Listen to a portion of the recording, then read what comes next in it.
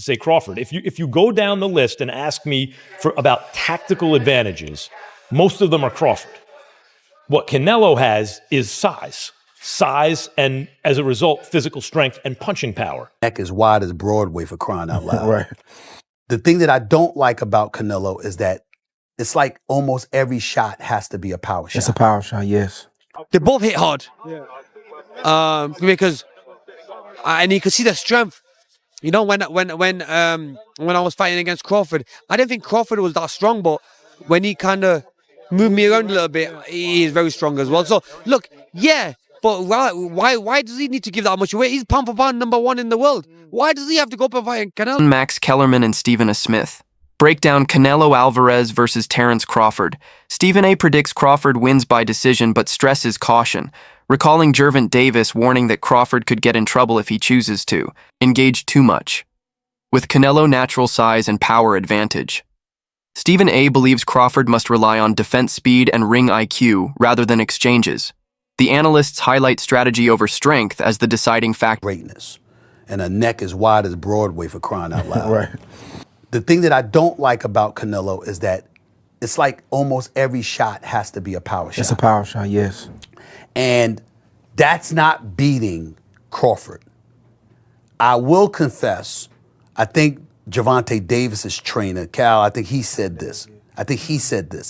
He said Crawford could find himself in trouble, and I'm not sure it was him, but I think it was him. He said Crawford could find himself in trouble if he decides to engage with Canelo, because Canelo is the naturally bigger, strong fighter. And I don't care that Crawford's gotten bigger, and I don't care that Crawford's going to go in there just as big as Canelo. Canelo is accustomed to fighting at the weight. Meanwhile, Max Kellerman notes that Terence Crawford overall skill set appears sharper, giving him a technical edge. He highlights Canelo Alvarez's durable chin and naturally larger frame with a bigger skeleton that offers strength in exchanges. Yet in recent performances, Canelo has not looked as dominant or crisp as in the past, showing slight decline. This contrast of Crawford's skill against Canelo's size and resilience frames the fight as a battle of timing versus durability. Great chin. A great chin. But in terms of, if you want to go skill for skill, especially the recent version of Canelo, who's had to turn into a seek and destroy guy, who had to learn as his career went on to cut off the ring and not just follow guys around. Like Lara, Trout, Floyd, he followed those guys around. He had trouble because he's really a natural counterpuncher who wants you to come to him. But in recent years at super middleweight, he's gotten really good at cutting off the ring. Again, last fight notwithstanding. So as an overall suite of skills, recent vintage, it's been Crawford. Okay. But Canelo also is skilled and has a larger skeleton than Crawford. No matter what they weigh, Canelo's the bigger guay. Yeah. You briefly mentioned Canelo's power, so who I would assume Canelo has the You'd have to think, unless Crawford was on a knockout streak until he moved up to junior middleweight and then failed to stop Madrimov. Antonio Tarver, a respected boxing analyst and former champion, has openly expressed his support for Terence Crawford, while at the same time acknowledging the massive challenge this bout presents. According to Tarver, Crawford has consistently proven himself across weight divisions, but this fight is on another level entirely. He stresses that it is not only Crawford's toughest test, but also a fight that Canelo Alvarez has never truly faced before. Take, I'm Bud County all the way, but this is going to be the toughest fight, the best fighter Bud has ever been in the ring with. And arguably, this could be the best fighter Canelo has ever been in the ring with. We'll find out which one is which on September 13th. Antonio, I appreciate your time. Safe travels back home. Man, I appreciate it. Thank you. Thank you, Antonio. Timothy Bradley Jr., who has been known for his sharp boxing IQ, believes the opening round of Canelo versus Crawford will be a measured affair. He anticipates that both fighters will avoid unnecessary risks early on, instead using the round to analyze movement timing and openings. According to Bradley, Crawford is especially patient when starting big fights, as he likes to see what his opponent offers before setting traps. Canelo, on the other hand, has also shown a tendency to feel out the distance in the first round, making adjustments as the fight progresses. Bradley notes that this chess-like approach means the first round will not be fireworks, but a tactical exchange of information. Crawford wants to feel his punching power as well. In the beginning, it's all the position balance. Like both guys are trying to get balance and trying to find their rhythm, understanding their distance to where they can punch and at the same time avoid getting hit. It takes Crawford a little bit more time than I would say Canelo to get right to it. Canelo, although he is a prolific counterpuncher, fantastic counterpuncher. He tends to find his spots a lot quicker. And the indication of that is when, if you look at any of the boxers that Canelo has faced, Trout, even Danny Jacobs, even when he fought against Charlo, you just check out the first round. He usually takes off, just feels the power, cruises, see what these guys know, couple of feints, level changes, gathering information, right? Crawford does the same and similar things. So I think the first round's going to be a real calm and cautious round by both fighters. But in the second round, Canelo's going to start applying that pressure, man. Pre-engagement with Crawford is a little bit more difficult than a Charlo, okay? And let me explain this. So pre-engagement is the movements before you get into that sweet spot, which is mid-range, to be able to let your hands go, right?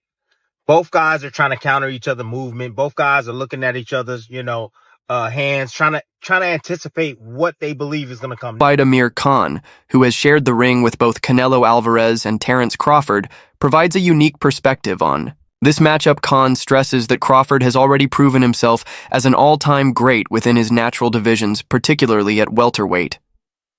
He warns that boxing has weight divisions for a reason, as moving up against naturally bigger fighters carries significant risks. Khan believes there was no real need for Crawford to take on this pressure of facing Canelo, since his legacy as a great fighter is already established.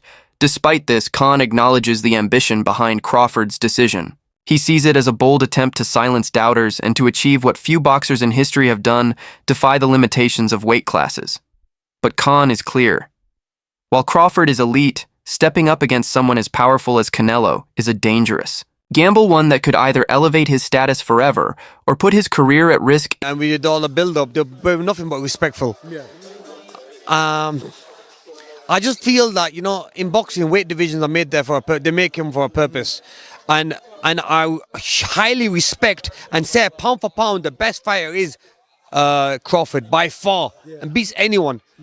But when you start putting weight on and you go up a weight and you fight these guys like Canelo, even though Canelo might be now getting a little bit older and it might be slowing down a little bit, but he's still going to be very dangerous. That punch power, you're still going to get tagged, you're still going to get hit. You're going to have to spar heavier guys to get ready for that anyway. So you're going to be taking a lot of wear and tear anyway. You're going to have to adding a few pounds on. Does he need to put that pressure on himself? He's done what no one's ever done before. 2-time undisputed world champion. So why not just enjoy? But obviously you want to go for that next challenge. Now for him, he wants to go for that Canelo. I would advise him not to go for that. Yeah. But if he's the man and he knows how good he is himself. So I can't really say to him that do this or do that. So really, he believes in his skills. He believes in his skill. Yeah. We can't answer for him. Yeah. We let him go and do it. You know what I'm saying? And we all might be wrong. Yeah. He might be even stronger than Canelo. He might pack the weight on well. Yeah. That he might do really well in there. So look, regardless, you fought them both. Like what are the differences between them? Obviously, it's way Canelo's strong and he's easily hit. Very easily hit. Yeah. Compared to when I fought against Crawford, I couldn't even hit clean. Yeah. So really, that's the difference. And they both hit hard. Yeah. Because and you can see the strength. When I was fighting against Crawford, I didn't think Crawford was that strong, but when he kind of moved me around a little bit, he is very strong as well. So look, yeah, but why does he need to give that much away? He's pound for pound #1 in the world. Why does he have to go up and fight Canelo? Promoter Tom Lafleur looks at the event from a business and spectacle perspective. He explains that Canelo Alvarez and Terence Crawford are two of the biggest names in boxing. each carrying enormous fan bases that stretch across different demographics and nations. Loeffler argues that very few fights in the modern era can compare to this one in terms of magnitude. The matchup is not only a clash of skills, but also a collision of two empires. Canelo's established reign as the face of boxing and Crawford's rise as a pound for pound.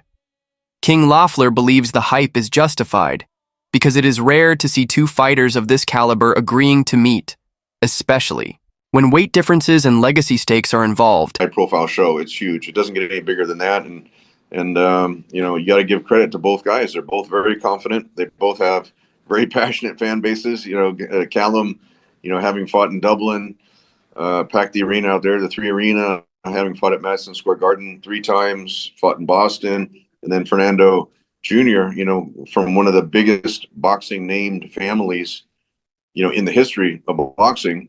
He's going to bring out a huge fan base. So it's a really exciting addition to, you know, such a big show that like I said, it doesn't get any bigger than that for sure.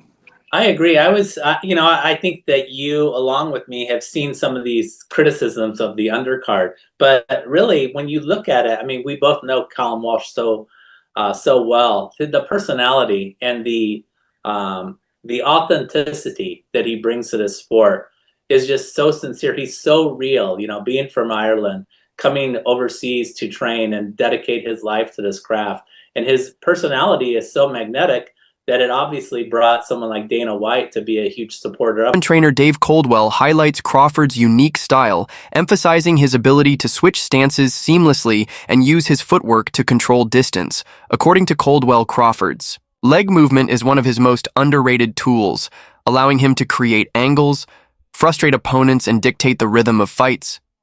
Against a powerful pressure fighter like Canelo, Coldwell believes these attributes could be the key to success. He explains that if Crawford can maintain mobility and avoid being trapped against the ropes, he has the tools to outmaneuver Canelo and rack up points.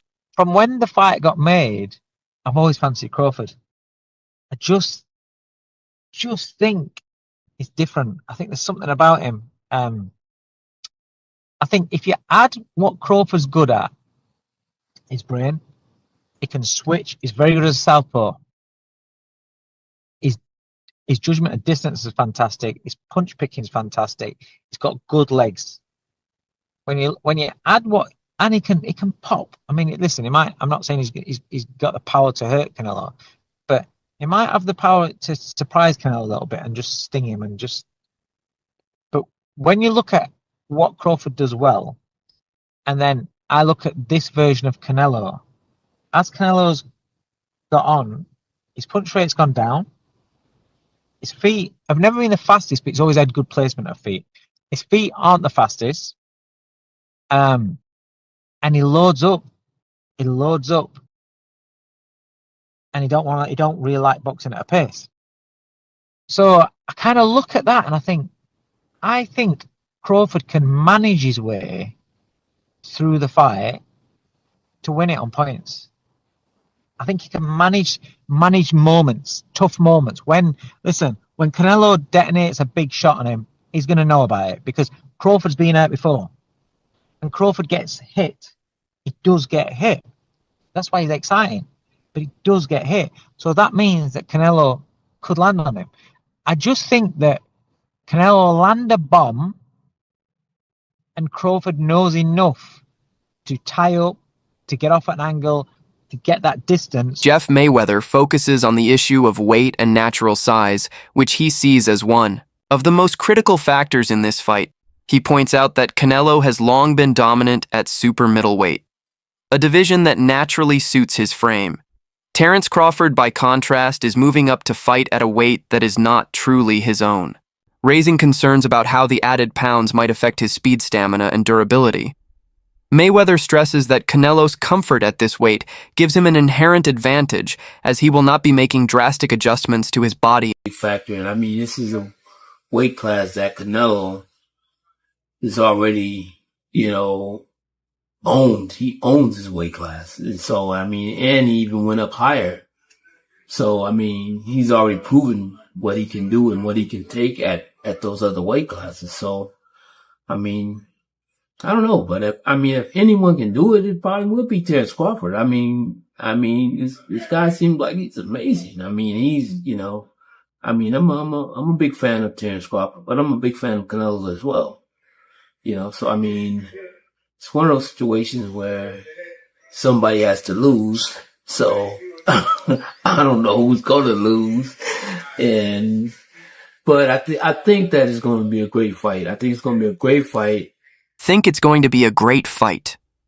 A Ring magazine analyst offers insight into Canelo's recent performances, noting that while Alvarez has continued to train diligently and prepare with intensity, one noticeable weakness has emerged. In his last few fights, Canelo has struggled to effectively cut off the ring. This decline has allowed some opponents to move freely and avoid his power shots. Against someone like Crawford, whose movement and angles are central to his strategy, this flaw could prove costly.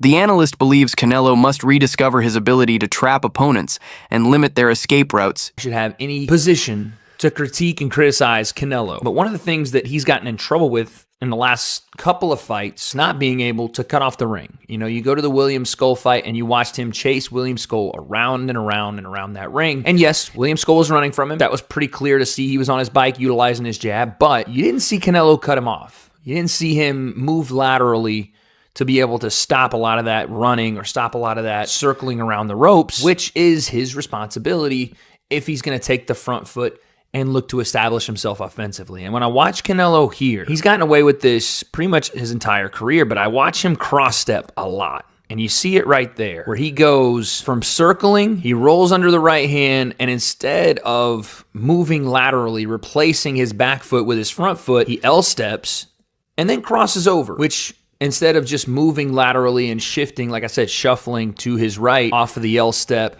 off of the reset, which would allow him to be ready to go and ready to fight again, it takes him that extra beat to get back into fight stand. Former champion David Haye provides an interesting shift in perspective. Initially, Haye believed Canelo's size and power would be too much for Crawford, making it nearly impossible for the smaller man to win. However, after observing Crawford's training and witnessing his relentless work ethic and technical sharpness, Haye admits he has changed his mind. He confesses he couldn't figure it out at first, but now sees Crawford as having a real chance of victory. And that's beating Canelo. I've been a fan of his for a long time, and likewise with Crawford. I never thought there was a version of reality where they'd both be in the ring with each other. I initially automatically assumed, because Canelo's obviously beaten, he was the light heavyweight champion of the world, undisputed super middleweight champion of the world. He's just campaigned at a much bigger weight, so a good big one beats a good little one, usually. Until I saw them standing next to each other and they looked the same size. I couldn't quite figure it out. I was like, okay, if they're the same size, then it's literally pound for pound. Who's pound for pound better? And that's it. They're both pound for pound fighters. A lot of people have got them 1 and 2. And I favoured Canelo starting off, but over time, I'm starting to think once again Crawford is one of those guys where he reminds me of kind of Andre Ward a little bit, the mindset, and he wouldn't put himself in a position if he didn't know for sure he had enough firepower to deal with someone of Canelo's stature and Canelo's history. But it's the two best fighters on the planet. Mixing it up, it's one of those dream fights. It's a proper trades fight. That anyone who's interested in boxing want to see two living legends going at it. Yeah, I can't believe it's actually happening. That makes sense because they're so big in their own right. The fact that fight would never have happened 10 years ago, 15 years ago. It just wouldn't have happened.